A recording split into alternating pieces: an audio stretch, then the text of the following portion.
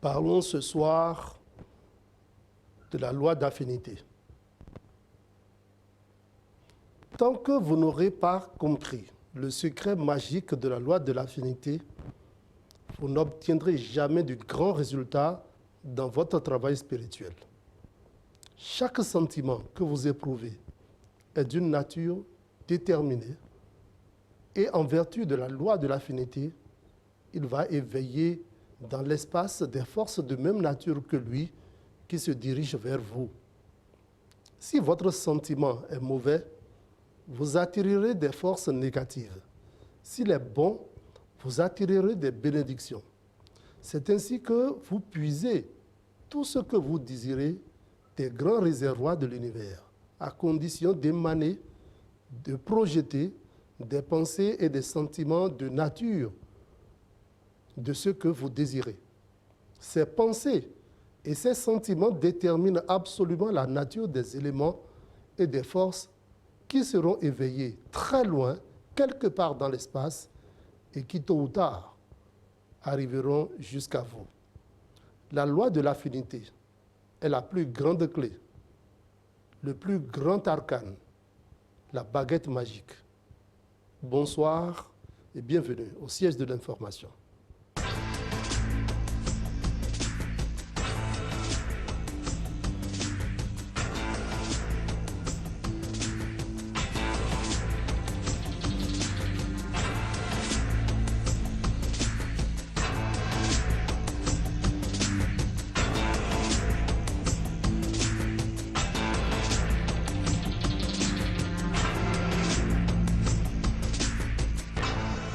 Le siège de l'info, Charbel Aïou.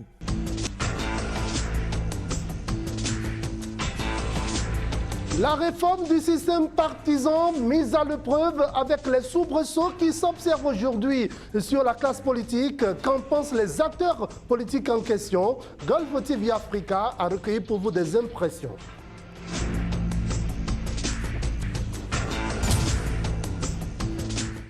D'aujourd'hui, d'hier à la restitution, à la révélation, c'est terminé. Le palais de la Marina a descendu les rideaux sur l'exposition.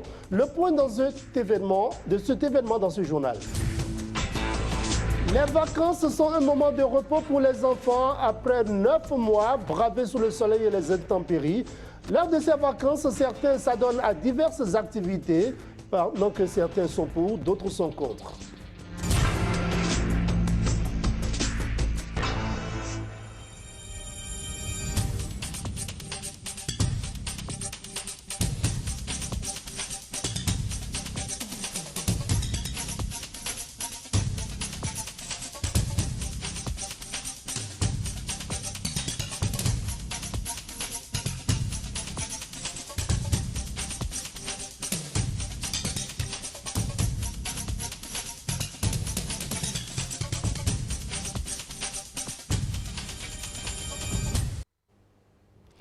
Mesdames, Messieurs, bonsoir. Merci de nous rejoindre au siège de l'information.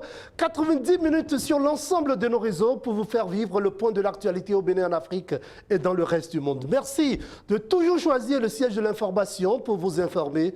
Merci d'être au rendez-vous. Faire vivre et rayonner le 7e art, c'est l'objectif de la première édition du camp international du cinéma africain. C'est lancé depuis samedi dernier au lycée des jeunes filles de Ouidah dans le département de l'Atlantique. La cérémonie a connu la présence de plusieurs acteurs de cinéma venus de pays de la sous-région et d'ailleurs. Golf TV Africa était de la partie, Spérois aussi nous, Janvier Elette. Une semaine de réflexion, de projection et de débat autour du cinéma africain. C'est le menu de la première édition du Camp international du cinéma, officiellement lancé samedi dans la cité historique de Ouidah. Une rencontre du donner et du recevoir, selon le premier responsable de l'association Les Missionnaires du 7e art. L'association Les Missionnaires du 7e art s'efforce de traverser les frontières béninoises pour se faire représenter dans les pays de la sous-région, de l'Afrique et du monde. Aujourd'hui, nous pouvons citer des membres de l'association dans au moins 11 pays sur le continent africain et ce n'est que le début. À cette édition, nous remercions, si cette édition est effective aujourd'hui, Le ministère de la Culture, à travers la direction départementale de la culture et du tourisme des arts de l'Atlantique, qui nous a permis d'être à cette première édition. Ce camp est un tremplin et une occasion à saisir pour évaluer ses acquis selon les participants.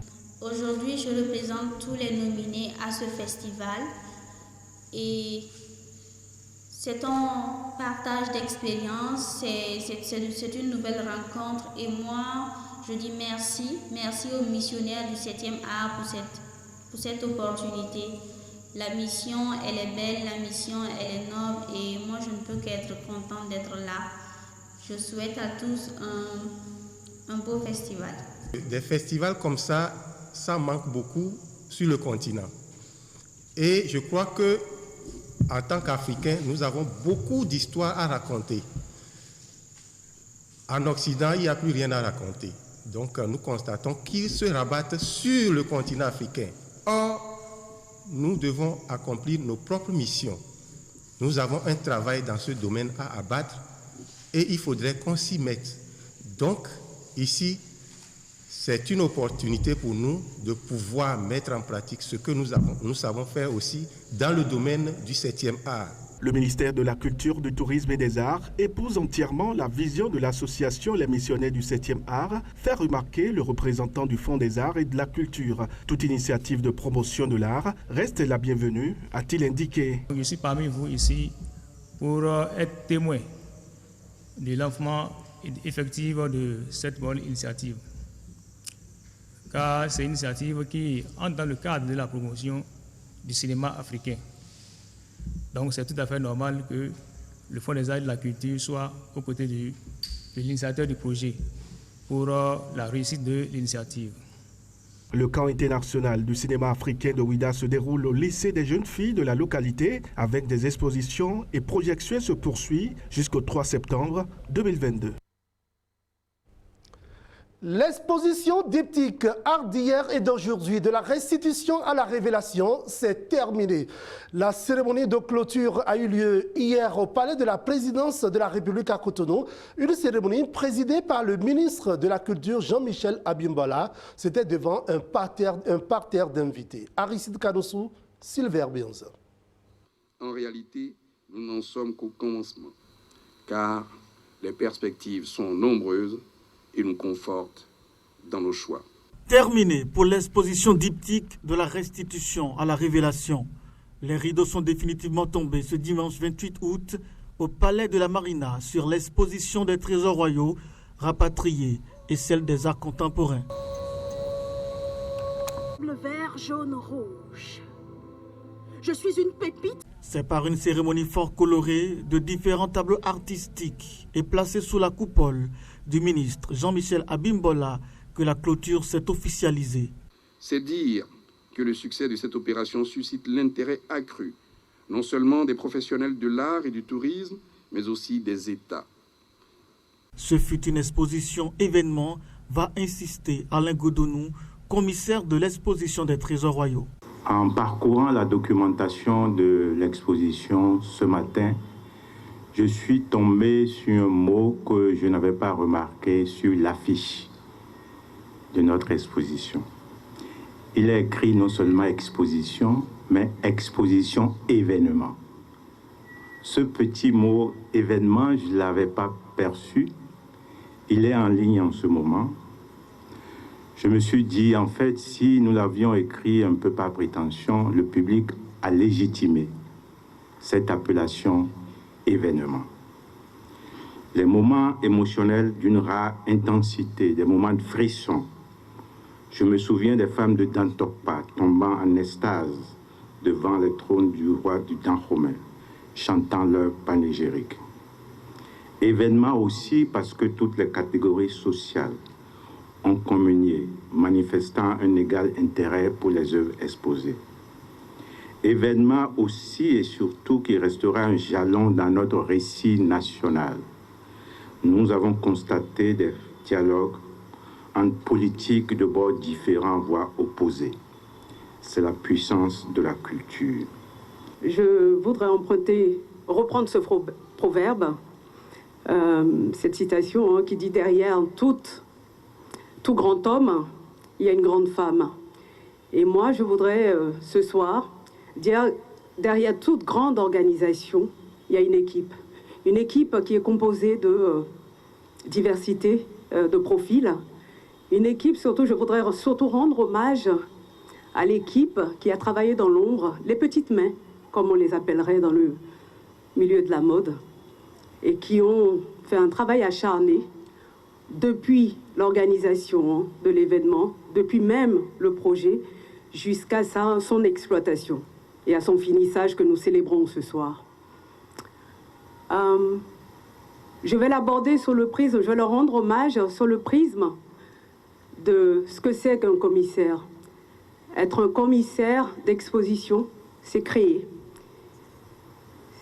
C'est organiser l'événement, mais c'est là gérer par la suite. Il faut rappeler que 26 trésors royaux du Bénin restitués par la France et 106 œuvres d'art contemporains de 34 artistes béninois nationaux et de la diaspora étaient exposés au palais. Les vacances sont par excellence des moments de repos pour les enfants. Après 9 mois de labeur pour braver le soleil et les intempéries, pour se rendre dans les écoles et apprendre. Lors des vacances, certains parents invitent les enfants à leur porter des coups de main. D'autres enfants s'adonnent à diverses activités, ce que contexte d'autres, pendant que certains l'approuvent. Golf TV Africa, antenne régionale septentrionale, avec Fidèle Zimbaba qui nous fait le point. Pendant les vacances, il est courant de rencontrer les enfants d'un certain âge dans les rues avec quelques articles sur la tête. Ceci dans le but, dans la majeure partie des cas, de porter un coup de main aux activités rémunératrices de revenus de leurs parents. Une chose qui n'est pas approuvée par une frange de la population. Alors, ce n'est pas le moment de laisser les enfants divaguer en ville. Ce n'est pas le moment de dire aux enfants d'aller chercher de l'argent, d'aller vendre ci, ainsi de suite. Donc, c'est un moment où on doit encore occuper les enfants. C'est un moment où on doit suivre les enfants pour les aider dans leur cursus scolaire. Non, je ne pense pas. Le travail de l'enfant n'est pas autorisé dans notre pays, à ce que je sache. Donc, nos enfants, pour le moment là où ils sont, c'est d'abord s'éduquer, c'est d'abord apprendre. Donc, quand ils vont atteindre l'âge de pouvoir travailler, ils pourront donc travailler.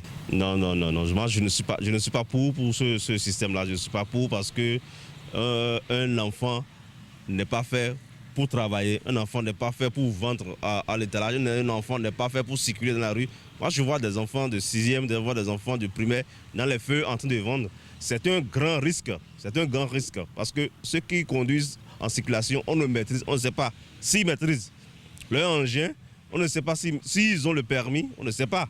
Donc, c'est un grand risque pour les enfants. Il faut garder les enfants à côté de chez soi. Sur le sujet, les avis sont plutôt partagés. D'autres pensent que les enfants devaient être initiés à ce genre d'activité. Pendant les vacances, l'enfant doit se récréer, l'enfant doit s'évader, l'enfant doit vivre un autre environnement qui va donc... Tout cela compte également pour la formation d'un enfant. L'enfant doit tout faire, même les travaux champêtres, c'est recommandé. Même aller aider ses parents pour vendre au marché, c'est recommandé. Pour essayer d'avoir un avis d'un sachant, nous nous sommes rapprochés d'un psychopédagogue pour savoir s'il est recommandé que les enfants puissent apporter un coup de main aux parents lors des vacances en les aidant dans diverses activités. Voici son avis sur le sujet. Bon, dans ce domaine-là, il est difficile de se prononcer sans faire des frustrations. Moi, je dis qu'il n'y a pas un modèle type d'éducation d'une famille où on va s'inspirer pour avoir des résultats efficients. Chaque famille a son modèle d'éducation.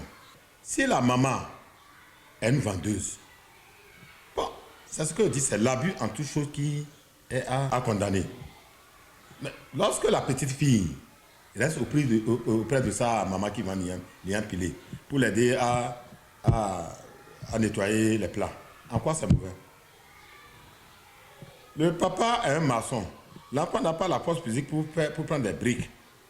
Mais il est là, va m'amener telle chose. Amène la corde, va prendre ci, va prendre ça. Prends tel seau, remets ça à tel maçon. En quoi c'est mauvais? C'est là il a été éduqué.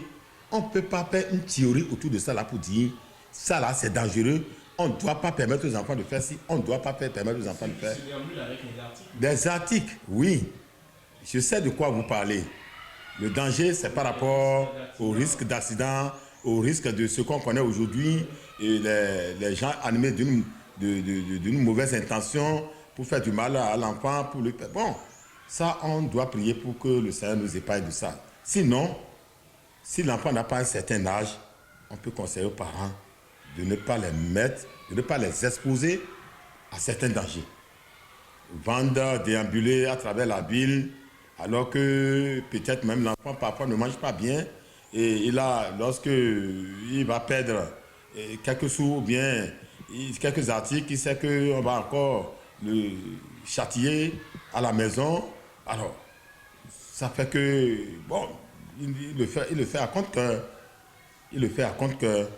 Mais la maman qui va chercher des tomates dans les villages et qui les met dans un plat, dans le quartier, je ne dis pas en ville, dans le quartier, et on demande à la petite fille ou au petit garçon, promène ça là dans le quartier, et en 30 minutes, en 1 heure de temps, il est revenu à la maison.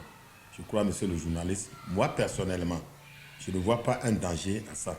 Pour le psychopédagogue, ce genre d'exercice auquel les parents soumettent les enfants dans une proportion bien raisonnable lors des vacances est même bien pour la formation socio-professionnelle de l'enfant. Cela pourrait lui servir dans l'avenir.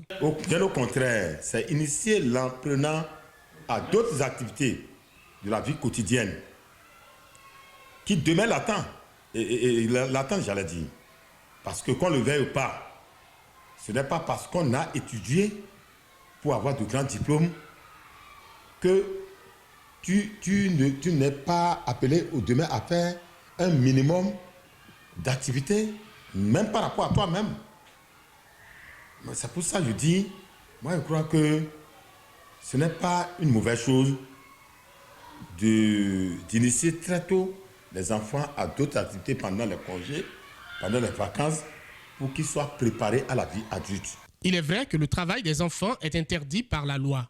Encore faut-il savoir quand est-ce qu'on parle de travail des enfants. Ce qui est évident, c'est qu'au-delà d'aider leurs parents, certains enfants mènent ce genre d'activité pendant les vacances pour s'acheter eux-mêmes les fournitures scolaires, leurs parents étant parfois démunis pour supporter ces frais. Merci, Fidèle Ezimbaba. Un enfant, généralement, commence à parler entre 12 et 16 mois. Quand il a plus de vocabulaire, le tout petit combine les mots. Cela se produit souvent entre 18 mois et 2 ans. Il peut arriver que certains enfants aient des retards de langage. Ceci est dû à certains facteurs. Quelles sont les étapes du développement du langage? Quand s'inquiéter du développement du langage chez son enfant et comment aider les enfants à acquérir une bonne locution? Le coach Fulgence Arwandino nous apporte ici des précisions. Suivez.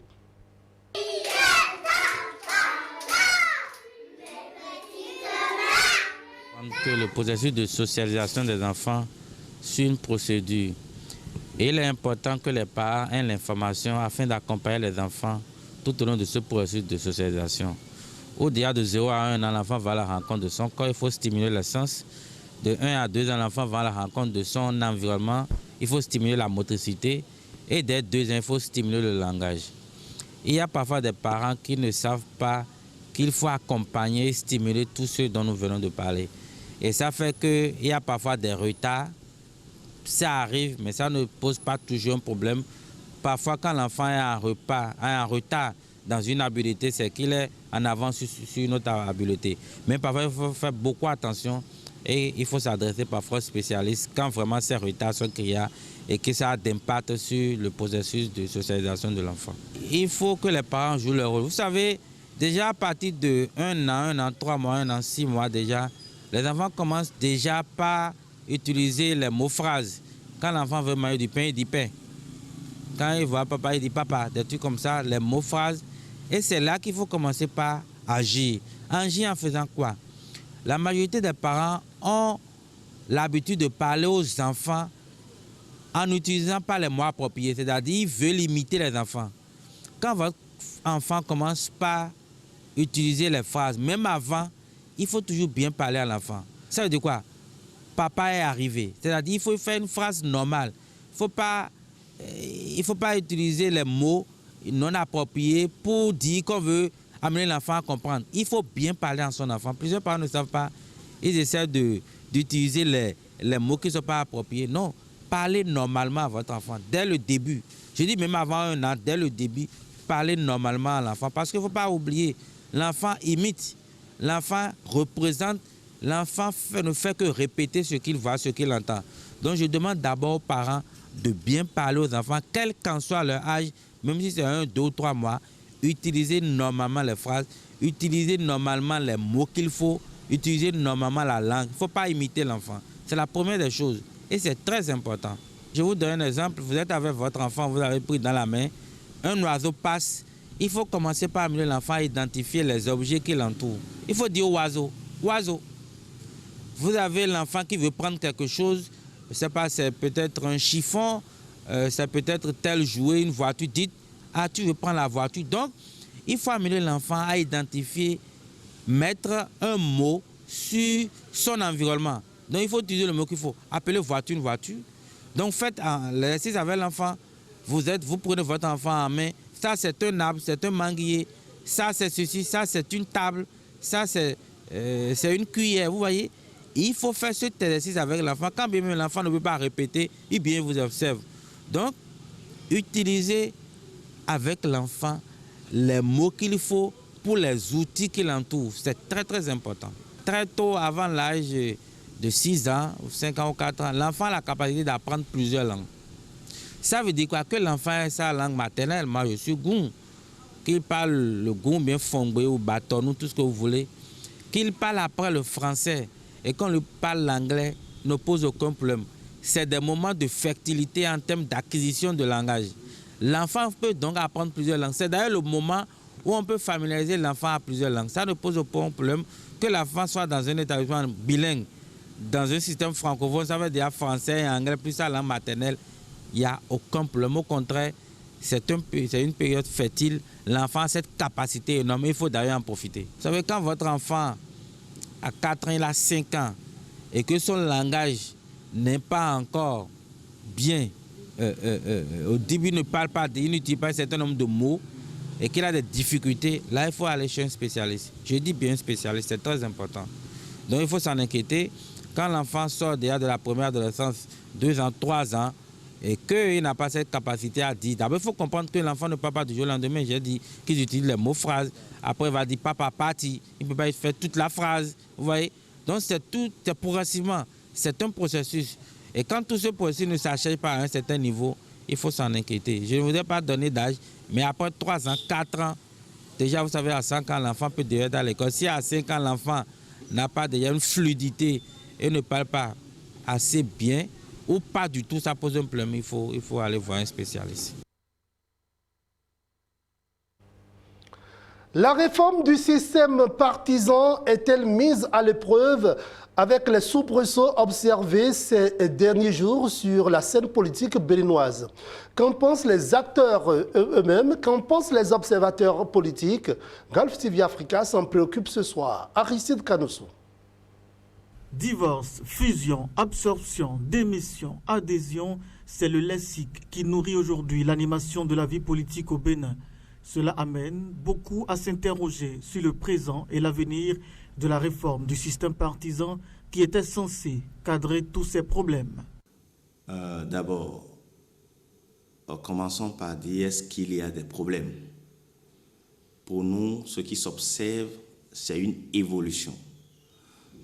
Le système partisan ou la réforme du système partisan est intervenue il y a quelques années et donc les partis politiques au quotidien s'adaptent à la réalité. Donc ce que nous observons, c'est une évolution dans la vie des partis politiques.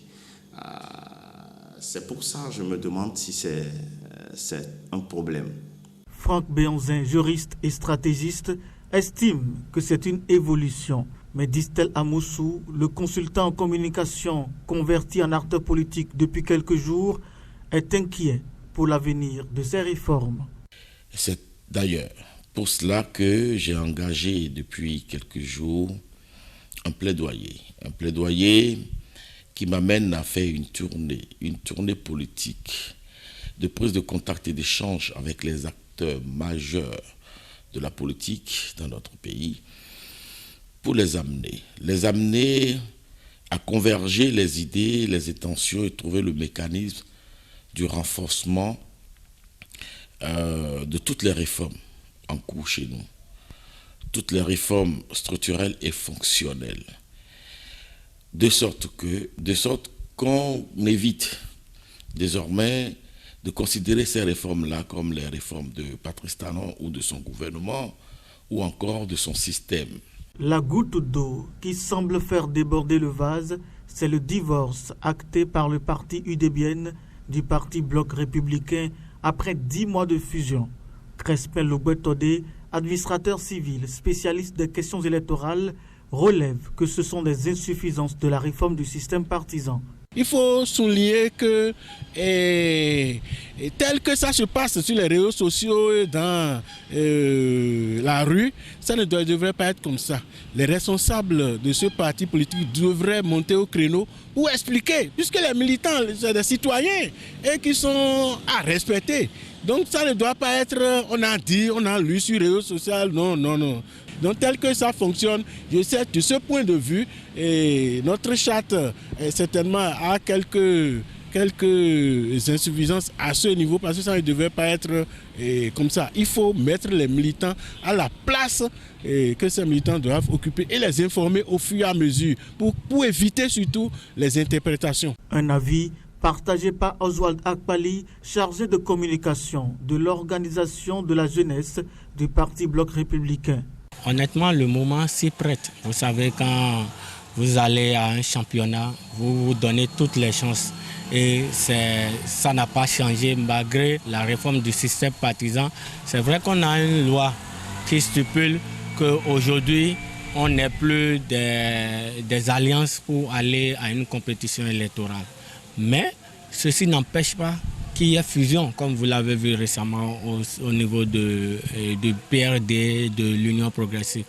Le hic est au niveau du Bloc républicain où on a vu une fusion ou un mariage avec l'UDBN qui a été consommé 1 an après et le divorce est annoncé. Divorce annoncé où on apprend même que l'UDBN peut reprendre ses attributs et continuer en tant que parti régulièrement enregistré dans la charte des partis politiques, la nouvelle charte. Donc la loi a un hic là où moi je pense vraiment qu'il faudrait que les honorables députés retournent à l'Assemblée pour corriger. Certes, des fusions et des divorces qualifiés de flous s'observent, créant déjà un sentiment d'échec qui émane de la réforme du système partisan, mais ce qui va plus diviser, selon certains, c'est la mise à l'écart de certains anciens députés sous l'appui de la loi de limitation de mandat des députés. La loi, c'est à partir de 2026. Il faut que cela soit clair. C'est à partir des élections de 2026. Donc le compteur est mis à zéro. Oui, c'est zéro. C'est à partir de 2026. C'est de là que ceux qui ont fait 3 mandats, 4 mandats, ils ne peuvent plus se présenter. Mais présentement, ce n'est pas le cas. Je ne veux pas que les gens tombent dans cette erreur. Parce que les opposants, ils ont de quoi à vendre pendant les campagnes électorales. On dit le pays souffre, il n'y a rien, et on met tout sur le chef de l'État. Mais il ne faut pas qu'on en ajoute. Je parle si on arrive à écarter quelques anciens qui ont de popularité, ça ferait mal. Cette clarification épouse la position de l'honorable Badiroa Guémon sur la question. Non, moi je pense que je continue de dire et d'affirmer qu'en réalité, la loi que nous avons votée n'est pas rétroactive. Cette loi n'est pas rétroactive, contrairement à ce que les gens pensent. Et que la loi rentrera véritablement en vigueur à partir de 2023. C'est ça qu'il faut expliquer à la population. Parce que les gens pensent effectivement que les parlementaires qui ont déjà fait 3 à 4 mandats ne sont plus éligibles. Ce n'est pas ce que la loi a dit. En tout cas, nous, en tant que parlementaires, quand on a voté cette loi, on n'a pas réfléchi dans ce sens-là. Nous avons pensé que, bon, il est important qu'on ne puisse pas s'éterniser aussi au Parlement. Faire 4, 5, 6 législatures, il faut quand même laisser aussi la place à d'autres jeunes pour prendre la relève. Et que si vous avez pu faire 3 mandatures, vous pouvez laisser la place. Mais c'est une loi qu'on a votée, mais elle n'est pas rétroactive et que cette loi, normalement, doit rentrer en vigueur à partir de 2023. C'est ça qu'il faut expliquer à la population, pour qu'ils comprennent. Parce que les gens font trop de confusion à ce sujet. Il devient donc utile qu'au-delà du toilettage des tests, que des explications officielles soient données à la population afin qu'elle cerne mieux les contours de la réforme du système partisan.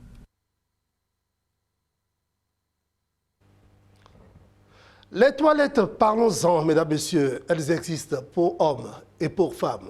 Les toilettes des femmes sont généralement séparées de celles des hommes. Pourtant, il n'est pas rare de retrouver des hommes faisant usage des toilettes des femmes.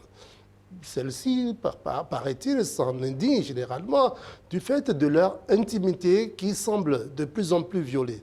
Golf TV en parle ce soir. Imaginons. Dans les bâtiments qui respectent les normes, il y a bel et bien des toilettes. Elles sont bien marquées et permettent d'indiquer celles utilisées par les femmes et celles réservées aux hommes. Dans les universités, les entreprises et bien ailleurs, le constat est fréquent. Seulement, les indications ne sont pas souvent respectées. Les cas les plus fréquents, ce sont les hommes qui se retrouvent dans les toilettes de femmes. Les hommes aillent aux toilettes des femmes. Bon, les toilettes, c'est pour les besoins, naturellement. Donc, à la maison, je constate que nous allons dans les mêmes toilettes, papa et maman. Nous allons dans les mêmes toilettes. Mais en ville, le problème se pose. D'accord? Donc, si nous allons dans les toilettes publiques, nous constatons que c'est déjà écrit toilettes pour hommes, toilettes pour femmes. Donc, du coup, les toilettes en ville, les femmes doivent aller sur une autre toilette, d'accord, séparément des hommes. C'est pas trop bien que hommes et femmes se mélangent dans une même toilette ensemble. C'est pas trop bien. C'est pas bon pour même un truc public qu'on doit faire là. Il faut aussi prévoir les 2 catégories d'êtres qui existent sur la terre. Dans les rues où aujourd'hui même nous voyons le gouvernement qui a instauré des toilettes publiques à des endroits donnés, même les dépôts des déchets et autres là, c'est une bonne chose quand même. Mais à faire de toilettes où hommes et femmes doivent se mélanger pour disons une seule toilette et on voit hommes et femmes ensemble, là, c'est pas du tout bien. Pour les hommes, il y a à des moments donnés quand le besoin se fait sentir d'une manière très urgente, vraiment l'homme doit au moins faire l'effort pour vider sa vessie parce que c'est pas du tout bien quand même garder l'urine pour chaud là. Mais si il arrivait les deux se rencontrent dans une même toilette, vraiment c'est pas du tout bien. Il y a certains quand même qui n'arrivent pas à garder leur émotion suite à cela quand ces deux personnes de sexe opposé se retrouvent dans un lieu où on ne peut pas se contrôler. Là. Il peut arriver des choses qu'on ne s'y attend pas.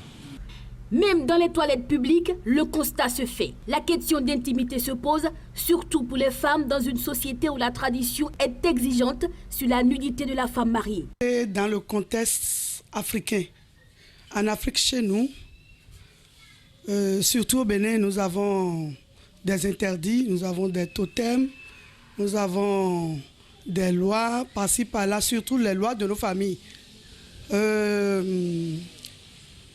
S'il y avait la place à la maison, si l'appartement était un peu grand, il serait mieux que les hommes aient leur toilette et que les femmes aussi aillent ailleurs. Mais en ville, ce n'est pas le cas.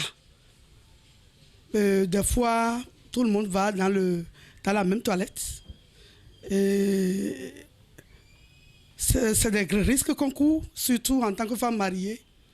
Quand tu vas dans une toilette et tu vas voir un homme. Peut-être tu serais dans la toilette, l'homme viendra te voir une partie intime.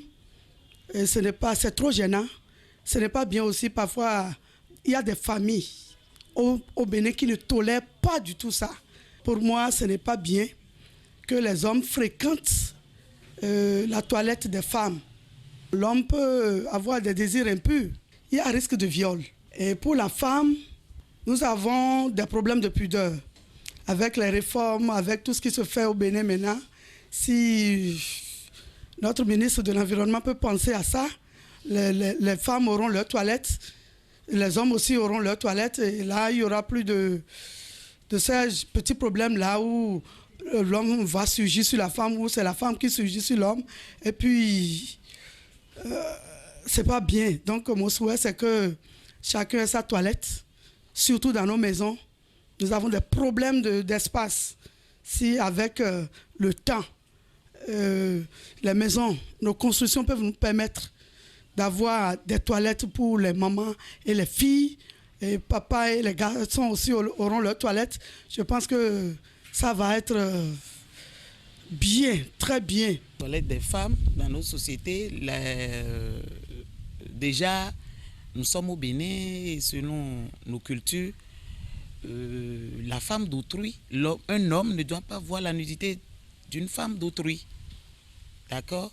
Donc, si le problème se pose, la femme déjà est choquée dans les toilettes, la femme qui se voit surpris ou être regardée par un homme dans les toilettes, la femme se voit choquée, frustrée. Déjà, dans nos cultures, dans certaines régions du Bénin, ça se dit, hein, donc du coup, la femme ne doit pas, l'homme ne doit pas regarder, un autre homme ne doit pas regarder la nudité d'une femme, d'une autre femme, d'une femme d'autrui.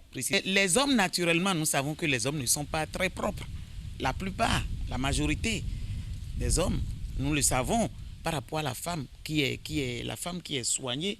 Et les hommes, quand ils partagent les mêmes toilettes que les femmes, et vous savez, ils déposent les choses que nous savons sur les pots, d'accord? Et la femme qui vient, la femme qui doit nettoyer d'abord, faire des petits soins là-bas d'abord, avant de se mettre à l'aise.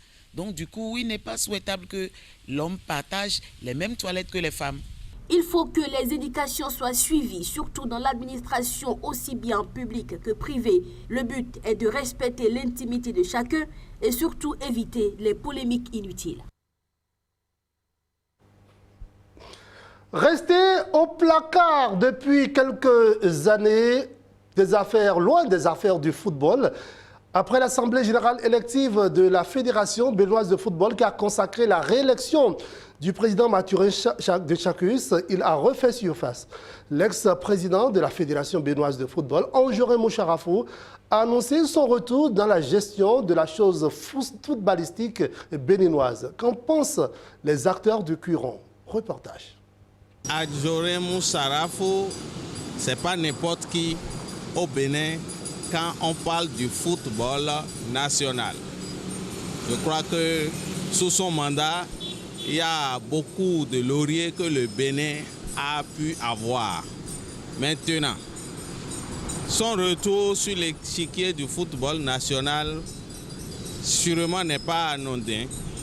C'est peut-être pour aider encore le foot béninois.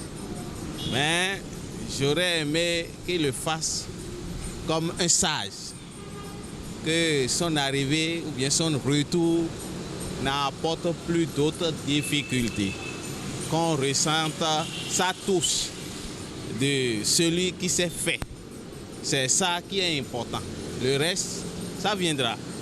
Si l'ex-président de la fédération revient, si c'est pour apporter un plus, par exemple pour le football au niveau du Bénin, il serait encore le bienvenu.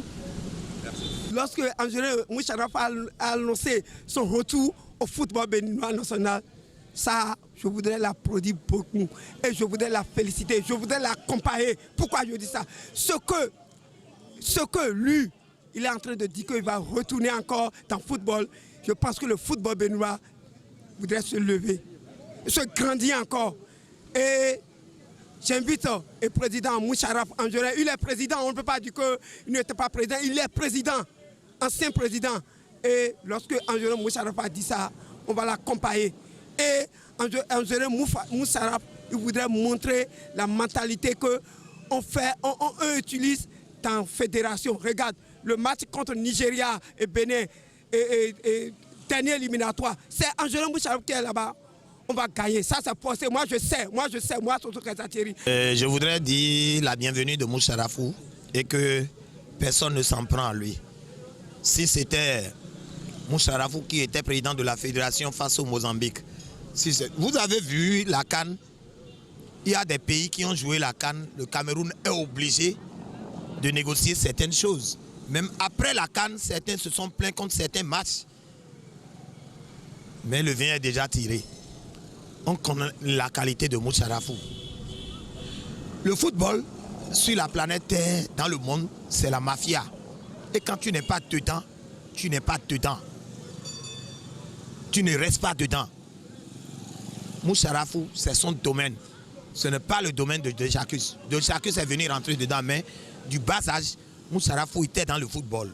Il a accompagné à Diagodo. Il a accompagné Gbadamassi, Moucharafou. Il les a accompagnés tous. Ce sont eux qui ont amené Anjorin.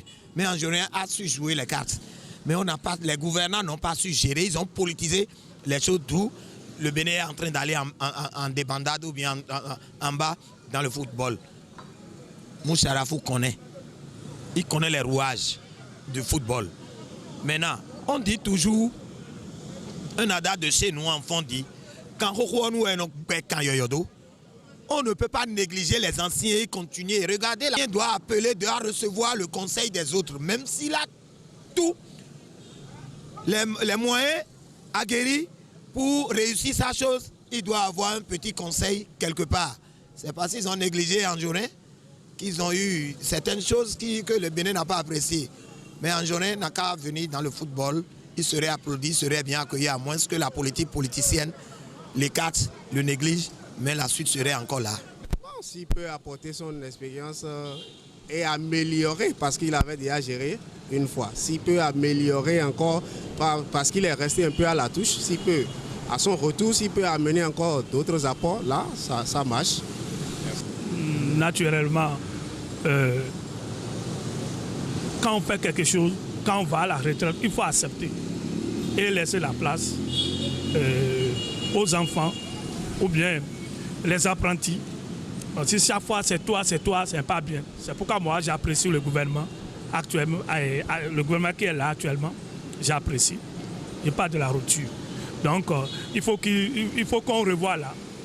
Et il n'a qu'à aller s'asseoir et laisser la place aux jeunes. C'est mieux. Donc à mon niveau, de revenir pour faire encore quoi. Donc il faut qu'il reste quelque part pour être président donné ou bien sage. Qui nous envoie des conseils et puis on va et le Bénin s'envole, c'est tout. Donc je ne vois pas pourquoi c'est moi ou bien pourquoi c'est lui, toujours. Moi je ne vois pas. Donc il est déjà grand, il n'a qu'à laisser et nous donner des orientations. Le dynamisme que connaît aujourd'hui l'entrepreneuriat sous toutes ses formes ouvre de multiples postes d'ascension à la jeunesse, multiples voies d'ascension à la jeunesse. Au nombre de ces activités qui permettent l'épanouissement de la couche juvénile figure l'agriculture, l'élevage. Et parlant d'élevage, l'élevage d'escargots plus particulièrement. Un domaine riche, à la fois périlleux. Des spécialistes de ce type d'élevage nous en parlent davantage. Suivez ce reportage à cet effet. L'élevage d'escargots intéresse de plus en plus de nos jours, pour plusieurs raisons, selon les spécialistes. L'élevage des escargots, j'ai connu l'élevage des escargots, ça fera bientôt 2 ans. Moi-même, je suis un ingénieur des travaux en informatique. J'ai eu à travailler dans certaines structures et après, je me suis mis à mon propre compte. Je fonctionnais, c'était pas mal. Mais à un moment donné, j'ai fait la formation en élevage des escargots. J'ai commencé petitement et puis j'ai vu que bon, c'est quelque chose qui peut déjà nourri son homme. Je me suis intéressé, j'ai mis mes moyens, mon temps, j'ai commencé par me consacrer là-dedans. Et puis j'ai finalement aimé l'élevage et j'ai aujourd'hui fait d'autres recherches et aujourd'hui je suis pleinement dans l'élevage des escargots au point où tous mes clients que j'avais quand je faisais l'informatique, je les ai perdus parce que je n'avais plus pratiquement le temps. Mais je ne me plains pas et je me bats. Ce secteur dit prometteur appelle un certain conditionnement, nous précisent les acteurs du domaine. Aujourd'hui, c'est bon, c'est très bon d'étudier, d'avoir de très bons diplômes. Mais il ne faut pas négliger ce qu'on appelle l'agrobusiness, qui est aujourd'hui un volet. C'est vrai, on peut l'étudier à l'université, mais il faut aller en contact des réalités du terrain. Et aujourd'hui, beaucoup disent j'ai investi dans l'élevage, j'ai investi dans l'agriculture, je n'ai pas gagné. Ou j'ai appelé des techniciens, des renommés, j'ai amené des gens de l'étranger, ça n'a pas marché. Il y a ce qu'on appelle la discipline, la rigueur et la présence physique, qui sont des 3 éléments qui interviennent quand on va dans ce secteur.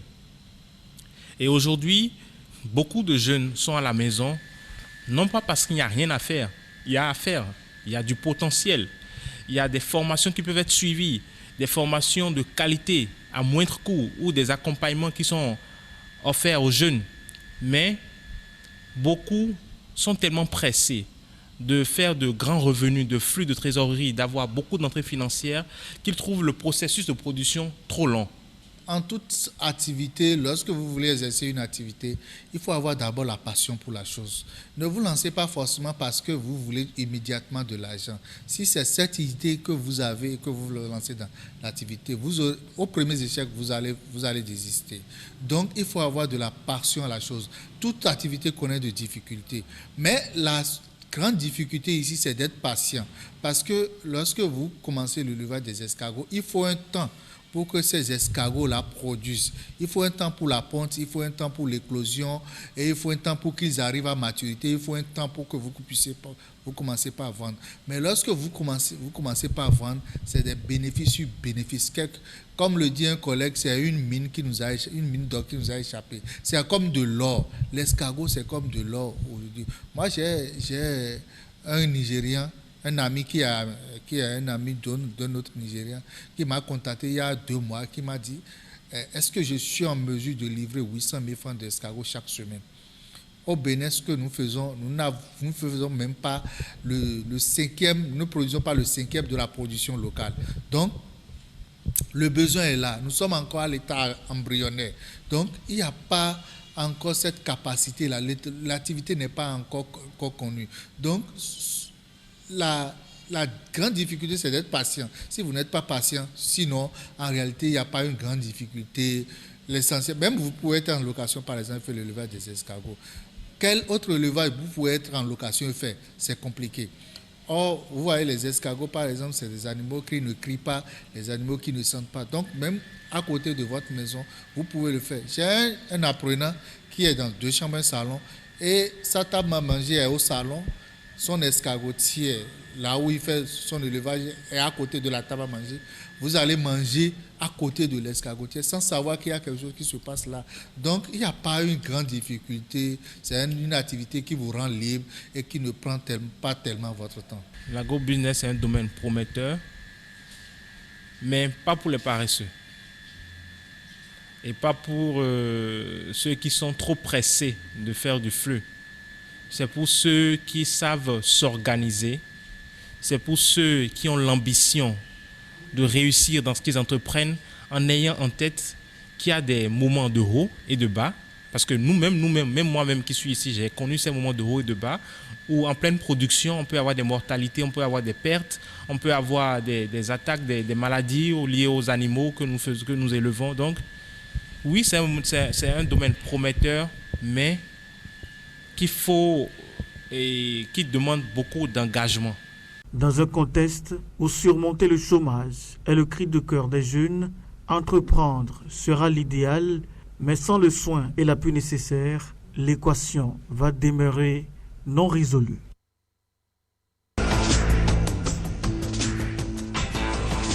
L'Angola suspendu à l'annonce des résultats des élections législatives. Le dépouillement est quasi complet. Précision dans un instant.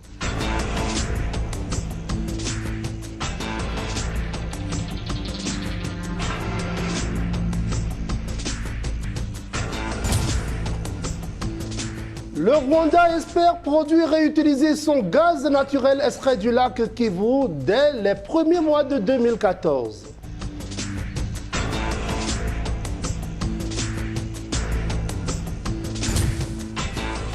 Ce week-end, des Chinois de plus de 120 pays et régions choisis, soit en ligne ou en présentiel, une conférence qui se tenait dans la province de Sichuan afin d'exprimer leur soutien à la réunification pacifique de la Chine.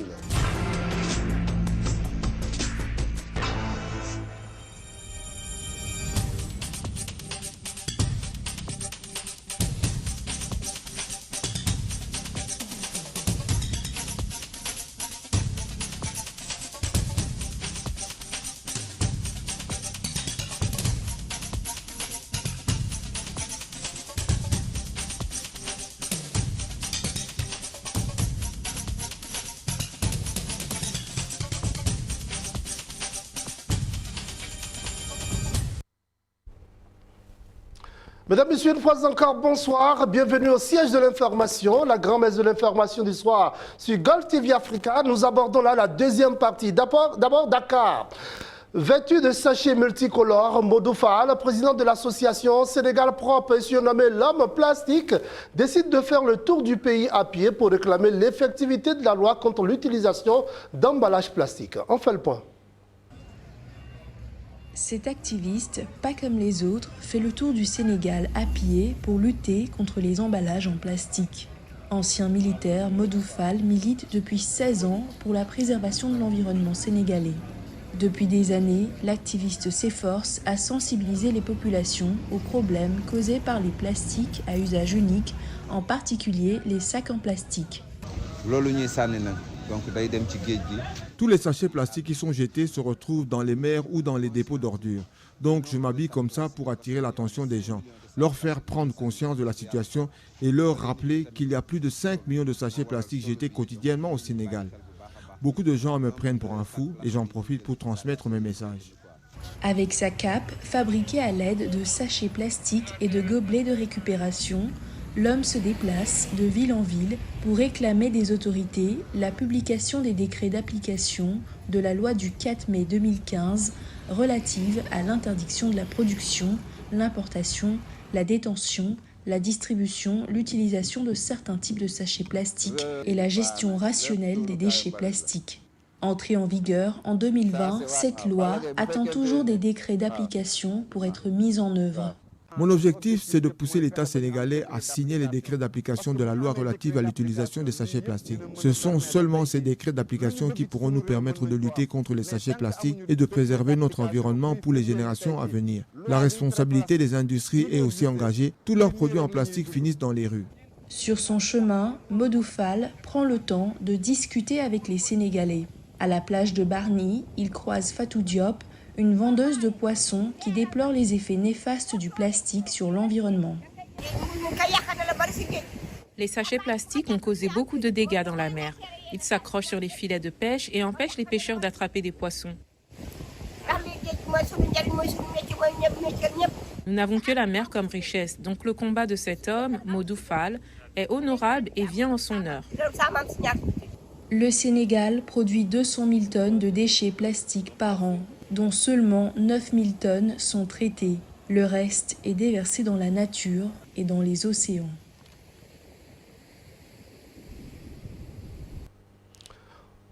L'Angola est suspendu à l'annonce des résultats des élections législatives. Le dépouillement est quasi complet.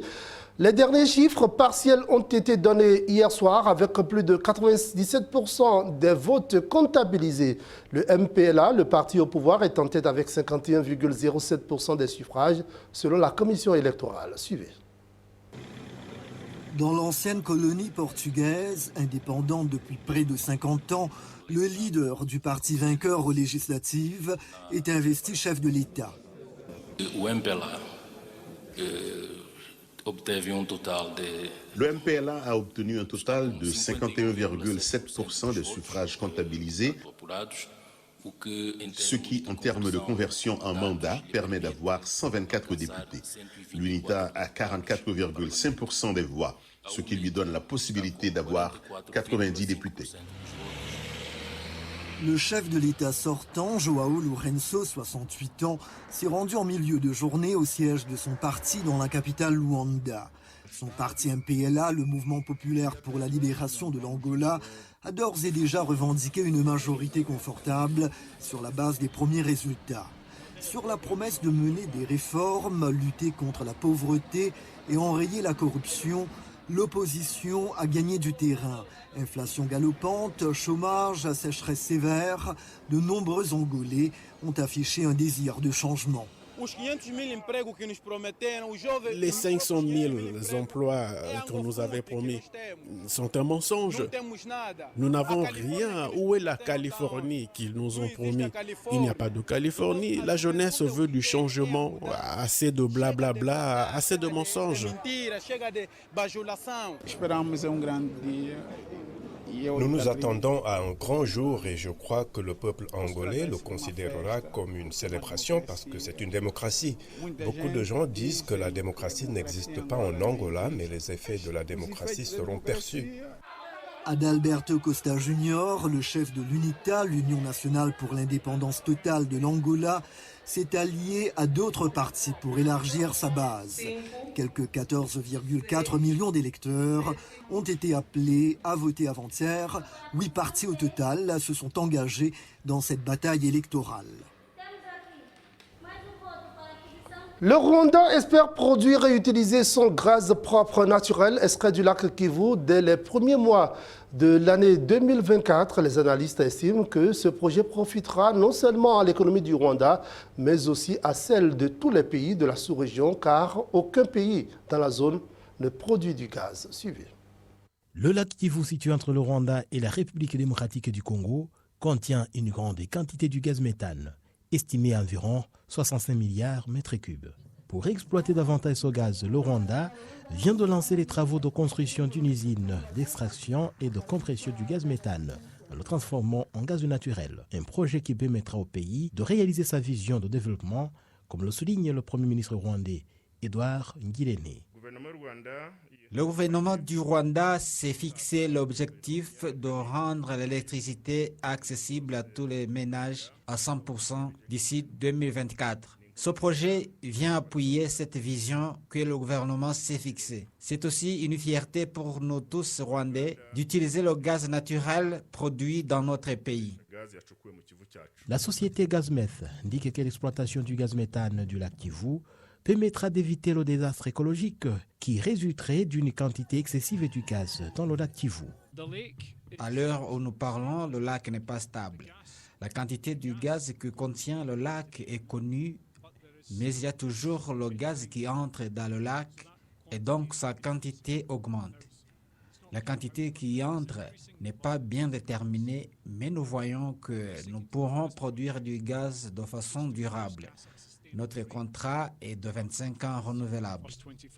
L'analyste économique Teddy Kaberuka estime que le Rwanda va gagner pour sa consommation et pourra limiter les importations du gaz, qui était une charge énorme au pays. Il indique aussi qu'un tel projet profitera non seulement au Rwanda, mais aussi à toute la communauté des États d'Afrique de l'Est. Il faut souligner qu'un projet pareil, c'est un projet qui crée de l'emploi à des milliers de personnes. D'une façon plus élargie, toute la région de l'Afrique de l'Est, aucun pays ne produit le gaz.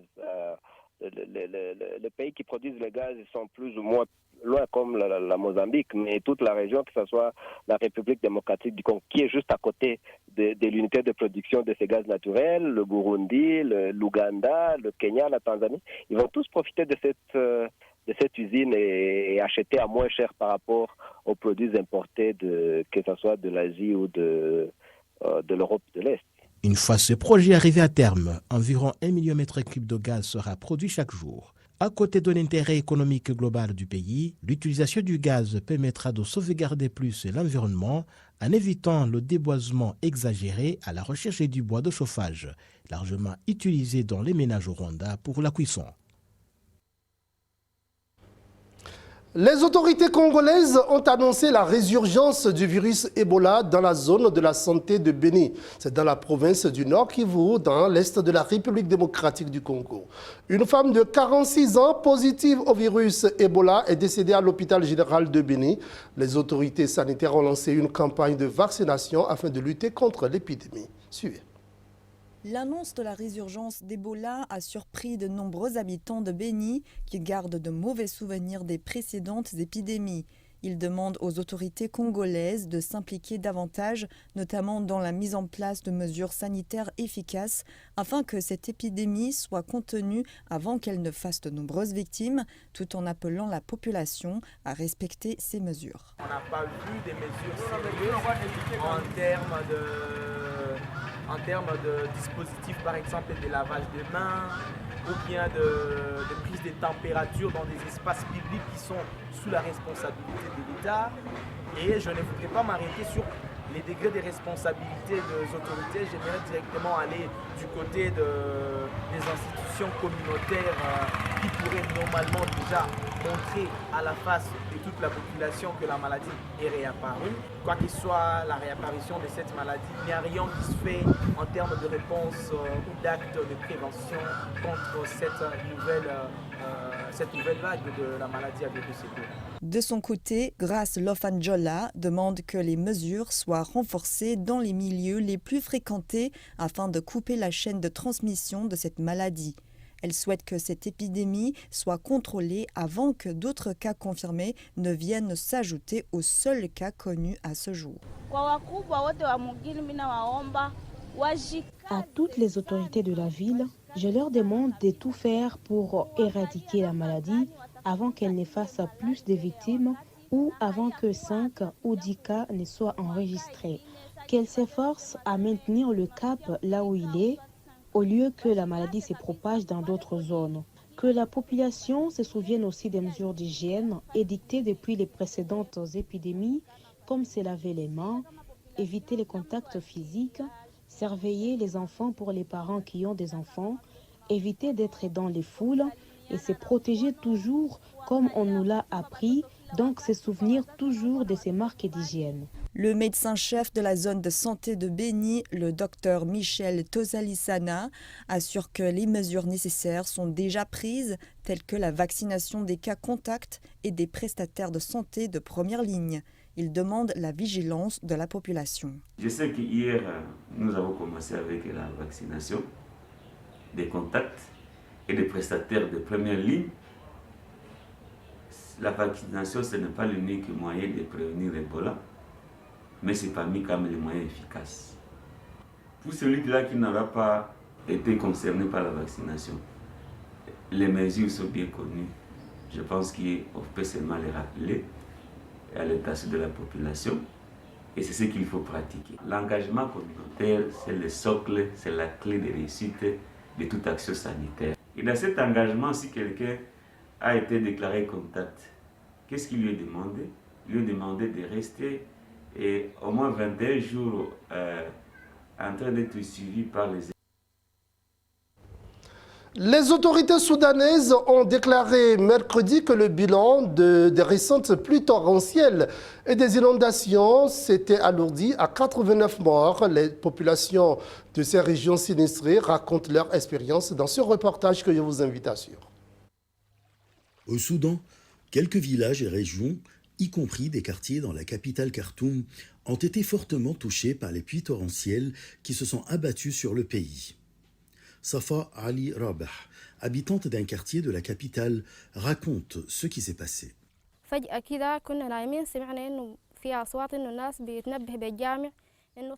11h du soir, tout à coup, alors que nous dormions, nous avons entendu des voix de gens dans la rue qui criaient et disaient qu'il fallait quitter les maisons. Nous avons quitté la maison et nous sommes allés dans la rue et nous avons trouvé l'eau loin de nous. À ce moment-là, nous avons construit des barricades pour empêcher l'eau d'atteindre les maisons, mais à 4h du matin, les courants d'eau ont atteint nos maisons, se précipitant avec une très grande puissance. Les barricades ont été détruites et l'eau a atteint les maisons, ce qui nous a forcés à nous échapper et quitter nos maisons pour aller dans un autre endroit et sauver nos vies.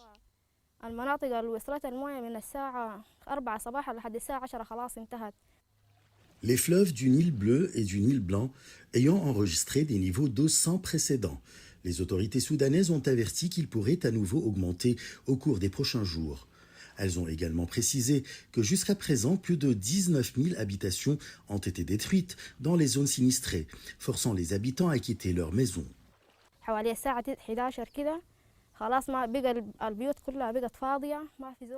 Après ces inondations, les maisons sont devenues vides de résidents et personne n'était à l'intérieur. Toutes les maisons étaient désertées et détruites et nous avons dû rester dans un camp pendant une semaine entière jusqu'à ce que l'eau a inondé cet endroit, ce qui nous a obligés à quitter toute la région.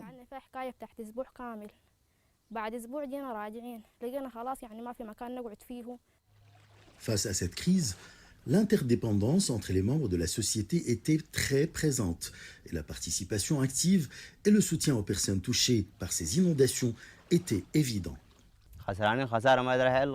Notre perte était très grande, mais les gens de cette région nous ont beaucoup aidés et nous ont fourni des tentes pour vivre, nous ont fourni de l'aide, de la nourriture et de l'eau potable. Sans eux, nous aurions été dans une situation beaucoup plus difficile. Au Soudan, la saison des pluies a habituellement lieu entre mai et octobre, causant des graves inondations qui mènent à la destruction des habitations et des infrastructures, l'endommagement des récoltes et le déplacement des habitants. Cette année, plus de 136 000 personnes ont été affectées par ces inondations à travers le pays, selon le Bureau des Nations Unies pour la coordination des affaires humanitaires. À l'approche de l'hiver, l'Europe est également confrontée à une grave crise énergétique. En Grande-Bretagne, les régulateurs annoncent que les prix vont augmenter de 80% à partir d'octobre pour atteindre une moyenne de plus de 4 000 $ l'an en raison de l'impact sur les ménages. Les régulateurs ont demandé une action immédiate du gouvernement reflétant une pression importante sur les prix et des marchés de l'énergie. Reportage. En Grande-Bretagne, les régulateurs annoncent que les prix vont augmenter de 80% à partir d'octobre pour atteindre une moyenne de plus de 4 000 $ par an. En raison de l'impact sur les ménages, les régulateurs ont demandé une action immédiate du gouvernement reflétant une pression importante sur les prix des marchés de l'énergie. En Allemagne, les sondages indiquent que la confiance des consommateurs n'a jamais été aussi faible. La plus grande économie d'Europe est également confrontée à la perspective d'énormes factures d'énergie à la fin de l'été. Des pays comme la Norvège, la Finlande et l'Espagne ont dévoilé des plans d'économie d'énergie. Au début du mois, Oslo a déclaré qu'elle pourrait réguler plus étroitement sa production d'électricité et limiter les exportations pour éviter que les niveaux des réservoirs hydroélectriques ne soient trop bas. Helsinki a dévoilé les détails d'une campagne nationale encourageant les gens à économiser l'énergie. Et le Parlement espagnol a approuvé certaines règles dont la limitation de l'utilisation des climatiseurs dans le cadre d'un effort européen visant à réduire la dépendance au gaz russe.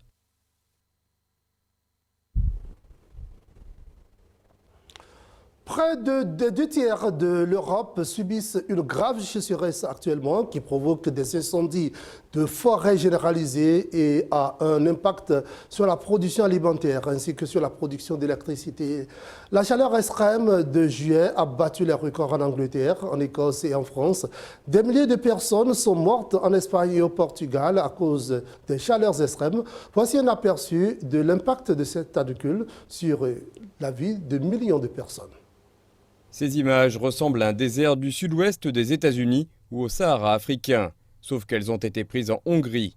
C'est un aperçu de la chaleur dévastatrice qui s'est abattue sur l'Europe cet été. Près de la moitié du continent souffre en effet d'une sécheresse historique. À Londres et dans ses environs, une interdiction de l'utilisation des tuyaux d'arrosage a été imposée à des millions de foyers. Il est ainsi interdit de nettoyer les voitures, d'arroser les plantes ou de remplir les pataugeoires ou les piscines avec des tuyaux d'arrosage. L'interdiction fait suite à la déclaration de l'état de sécheresse dans la majeure partie de l'Angleterre, qui a connu son mois de juillet le plus sec en 50 ans. Les autorités françaises ont de leur côté annoncé que le pays subissait sa pire sécheresse depuis le début des relevés en 1958. Les précipitations ont diminué d'environ 85%. Des restrictions d'eau sont en place dans presque toutes les provinces de France depuis juillet, et ces mesures ont été renforcées en août. La population a reçu l'ordre de limiter l'utilisation de l'eau et l'arrosage des jardins et des terrains de sport a été interdit. Les lits des rivières au Royaume-Uni et en France ont vu baisser considérablement leur niveau d'eau ou sont à sec, révélant des messages d'avertissement vieux de plusieurs siècles. La production agricole a été durement touchée dans certaines régions de France et d'Italie. Le plus grand syndicat d'agriculteurs d'Italie affirme que de graves sécheresses ont dévasté des récoltes pour une valeur de 6 milliards d'euros dans le nord du pays, ce qui équivaut à 10% de la production de la région. De nouvelles recherches suggèrent que la vague de chaleur record qui a frappé des pans entiers de l'Europe ces derniers mois deviendra un été moyen dès 2035, et ce, même si les pays s'en tiennent à leurs objectifs de lutte contre le changement climatique. Matsakea glyptopoic, aussi appelé sapin d'eau, est considéré comme une plante fossile vivante. La découverte du sapin d'eau en Chine a fait sensation dans le monde. Suivons maintenant Quen, ingénieur supérieur à l'Institut de botanique de l'Académie chinoise des sciences et du Jardin botanique national de Chine, pour connaître l'histoire de cette ancienne plante.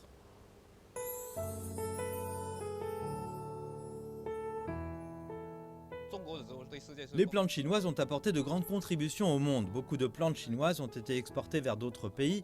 On en dénombre des milliers d'espèces.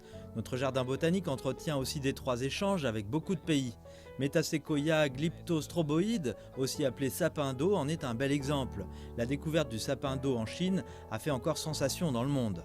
Le sapin d'eau est en fait une plante très ancienne, du temps de l'ère jurassique, lorsque vivaient les dinosaures. Autrefois très répandu, il était considéré comme éteint à cause de la période glaciaire. Et puis pendant les années 40, des plantes vivantes ont été découvertes dans la province du Hubei en Chine. Ils sont donc appelés plantes fossiles vivantes. De nombreux pays ont prêté une grande attention à la découverte du sapin d'eau en Chine. Nous y sommes allés pour collecter des graines et les avons cultivées et multipliées dans notre jardin botanique. Regardons ses caractéristiques. Observez ces feuilles qui sont disposées en forme de plumes. C'est une essence à feuilles caduques. En automne, les feuilles et cette brindille ensemble vont tomber, mais pas la branche du milieu. Ils poussent comme cela peu à peu tous les ans. Et puis un autre point, le sapin d'eau occupe une place spéciale dans la classification phylogénétique entre les familles de Taxodiacées et les Cupressacées. Après la découverte du sapin d'eau, les deux familles ont fusionné en une seule, la Cupressacée.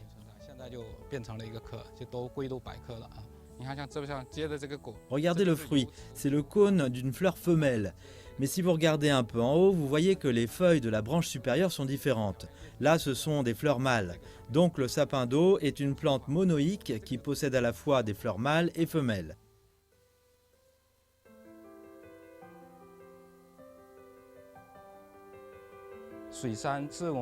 Le sapin d'eau est une espèce qui a été protégée avec succès par nos prédécesseurs et il est actuellement introduit dans plus de 50 pays et régions du monde, ce qui est un bel exemple de la protection des plantes rares et menacées d'extinction.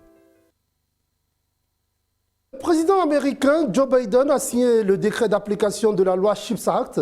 C'est sur la production de semi-conducteurs. La loi adoptée par le Congrès américain en juillet vise à stimuler la production de semi-conducteurs aux États-Unis et à réduire la dépendance à l'égard des chaînes d'approvisionnement à l'étranger. La Chine prévient que la nouvelle loi pourrait limiter les échanges technologiques entre les deux pays. Plus tôt ce mois-ci, la Maison-Blanche a qualifié l'acte sur les puces d'investissement historique dans la technologie américaine. Il s'agit d'un investissement unique en Amérique même. Le paquet comprend plus de 50 milliards de dollars pour la recherche, le développement et la production de semi-conducteurs, ainsi que plusieurs milliards supplémentaires à destination de la recherche et du développement scientifique au sens plus large. L'administration Biden vise à mieux positionner les États-Unis face aux problèmes de chaîne d'approvisionnement et à créer davantage d'emplois dans le pays. Jeudi, le président Biden a donc signé un décret mettant en œuvre la loi. Il comprend la nomination d'un conseil pour superviser le déploiement d'un nouveau site web connectant les chercheurs et les fabricants de puces à cette aide gouvernementale. Bienvenue sur Chip.gov, ici au département du commerce. Nous réalisons un investissement historique pour dynamiser notre industrie nationale de semi-conducteurs. La Maison-Blanche estime que la loi aidera les États-Unis à mieux concurrencer la Chine en stimulant le secteur technologique américain. Mais la Chine s'oppose à la loi. Le Gibson Science Act, qui prévoit d'énormes subventions et préférences fiscales, est une politique de soutien différencié d'IBIC. Certaines dispositions de ce projet de loi restreignent les activités économiques, commerciales et d'investissement normales des entreprises concernées en Chine, ce qui est manifestement discriminatoire et faussera la chaîne d'approvisionnement mondial des semi-conducteurs. Cela perturbera le commerce international et la Chine s'y oppose fermement. Certains critiques de l'acte sur les puces soulignent qu'il s'agit précisément du type de politique industrielle que les États-Unis accusent souvent la Chine d'utiliser pour manipuler les marchés. L'Iran examine actuellement la réponse américaine sur sa version finale de l'accord nucléaire potentiel. Le porte-parole du ministère iranien des Affaires étrangères, Nasser Kanani, a déclaré que la plupart des questions relatives à la restauration de l'accord nucléaire de 2015 avaient été résolues et quelques questions sensibles et importantes restent à résoudre. Monsieur Kanani a affirmé que les États-Unis devraient agir avec sagesse, avoir la volonté politique de prendre des mesures dans le cadre de l'accord nucléaire et prendre en considération les attentes de l'Iran. Il a ajouté que la mise en œuvre de tout accord devrait être réciproque. Le porte-parole du ministère iranien des Affaires étrangères, Nasser Kanani, a déclaré que la plupart des questions relatives à la restauration de l'accord nucléaire de 2015 avaient été résolues. Quelques questions sensibles et importantes restent à résoudre. M. Kanani a affirmé que les États-Unis devaient agir avec sagesse, avoir la volonté politique de prendre des mesures dans le cadre de l'accord nucléaire et prendre en considération les attentes de l'Iran. Il a ajouté que la mise en œuvre de tout accord devait être réciproque. Si tous les membres s'engagent à respecter leurs obligations, l'accord peut être durable. L'Iran examine le projet pour franchir une nouvelle étape. Nous espérons que toutes les autres parties, notamment le gouvernement américain, pourront avoir une attitude constructive et responsable pendant les négociations.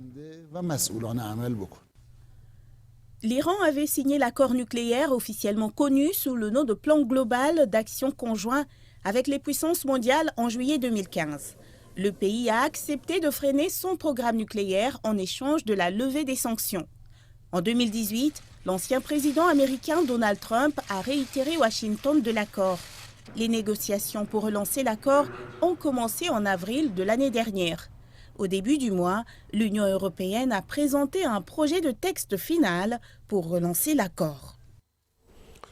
Ce week-end, des Chinois de plus de 120 pays et régions ont rejoint soit en ligne, soit en présentiel une conférence qui se tenait dans la province de Sichuan afin d'exprimer leur soutien à la réunification pacifique de la Chine. Plus de 3000 membres de la communauté chinoise mondiale ont participé ce week-end à une convention appelant à la réunification pacifique. Les participants se sont exprimés pour le maintien d'une seule Chine tout en opposant à l'indépendance ou en s'opposant à l'indépendance du Taïwan. Reportage.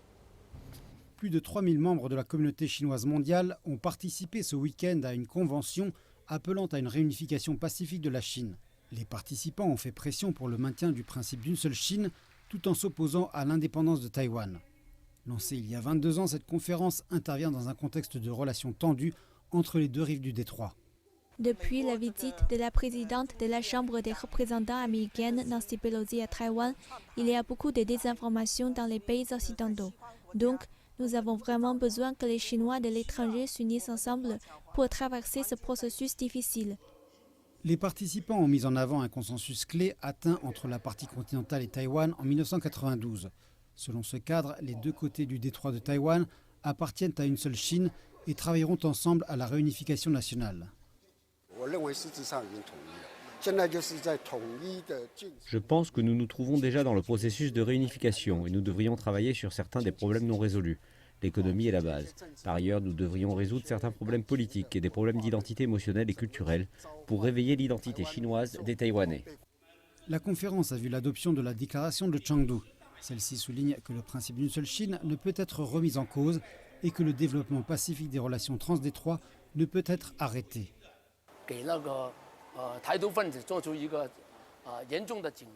Cette déclaration donne un sérieux avertissement aux forces indépendantistes de Taïwan. Nous espérons sincèrement une réunification pacifique, mais nous avons encore une autre option, celle d'utiliser la force.